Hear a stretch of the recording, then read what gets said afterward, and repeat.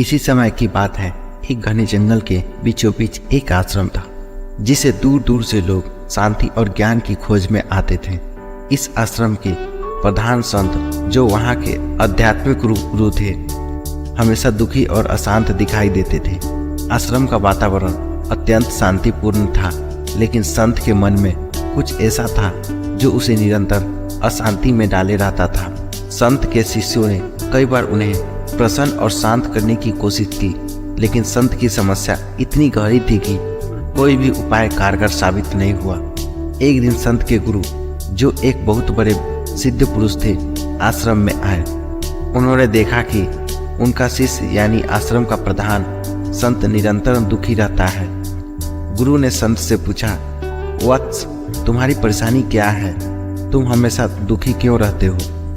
संत ने उत्तर दिया, गुरुदेव, मुझे समझ नहीं आता कि मैं हमेशा अशांत और दुखी क्यों रहता हूँ। मेरे पास सभी आवश्यक साधन, ज्ञान और भक्ति है, फिर भी मेरे मन में शांति नहीं है। मुझे ऐसा लगता है कि मेरे जीवन में कुछ कमी है।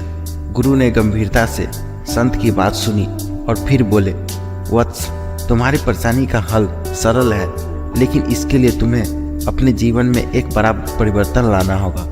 सबसे पहले तुम्हें समझना होगा कि अशांति और दुख का स्रोत बाहरी नहीं है, बल्कि वह तुम्हारे भीतर ही है। संत ने उत्सुकता से पूछा, गुरुदेव, कृपया मुझे उस मार्ग पर चलने की विधि बताएं जिससे मेरी यह अशांति और दुख समाप्त हो सके। गुरु ने मुस्कुराते हुए कहा, तुम्हें कुछ दिन के लिए आश्रम छोड़कर बाहर जाना होगा। वहाँ तुम्हें अपने अनुभवों से सीखने और अपने भीतर की समस्याओं का सामना करने का समय मिलेगा। संत को गुरु की यह बात थोड़ी विचित्र लगी, लेकिन उन्होंने गुरु के आदेश पालन करने का निर्णय लिया।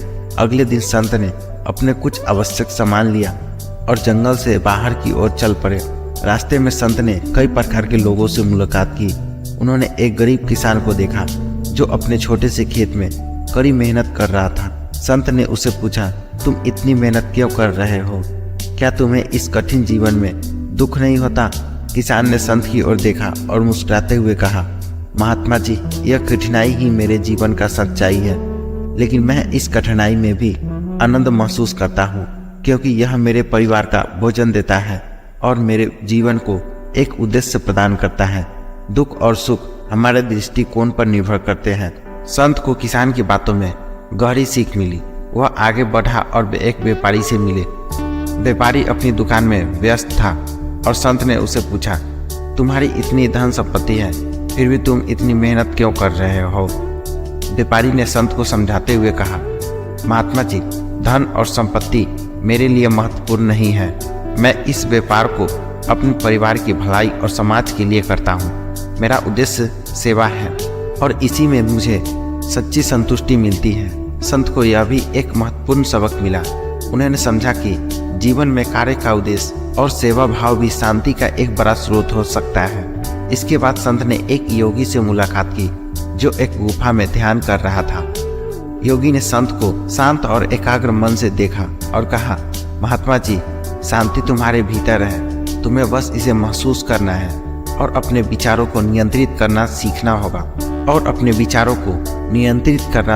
होगा जो व्यक्ति अपने मन को नियंत्रित कर लेता है, वही सच्ची शांति का अनुभव करता है। संत को समझ आया कि अशांति और दुख का मनुष्य कारण संत को समझ आया कि उनकी अशांति और दुख का मुख्य कारण उनका असंतुलित मन था। वे हमेशा अपने विचारों में उलझे रहते थे और यही उनके दुख का कारण बन रहा था। कुछ दिन बाद संत अपने आश्रम लौटे। उन्होंने अपने गुरु से मिलकर अपनी यात्रा के अनुभवों के बारे में बताया। गुरु ने संत की प्रगति देखकर प्रसन्नता व्यक्त की और कहा, वत्स, अब तुम समझ गए हो कि शांति बाहरी परिस्थितियों में नहीं, बल्कि तुम्हारे भीतर है। अपने मन को शांत और संतुलित करना ही सच्ची शांति प्राप्त करने का मार्ग है। संत ने गुरु के चरणों में सिर झुकाया और उन्हें अपनी ध्यान और सेवा की प्रक्रिया को और भी गहनता से अपनाया। धीरे धीरे उनकी अशांति समाप्त हो गई और वे एक शांति से भरे जीवन को अनुभव करने लगे।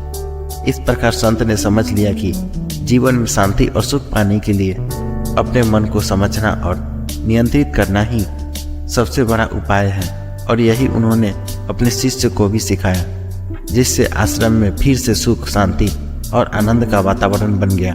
इस कहानी से हमें यह सीख मिलती है कि जीवन की परेशानियों और अशांति का समाधान हमारे भीतर ही होता है। मन की शांति और संतुलन के बिना बाहरी साधनों से कोई भी सुख या शांति प्राप्त नहीं की जा सकती। तो दोस्तों, मिलते हैं फिर से अगले वीडियो में। आपको यह वीडियो कैसा लगा कमेंट करके ज़रूर बताइएगा। मिलते फिर से अगले वीडियो में अगली किसी कहानी के साथ। जय हिंद।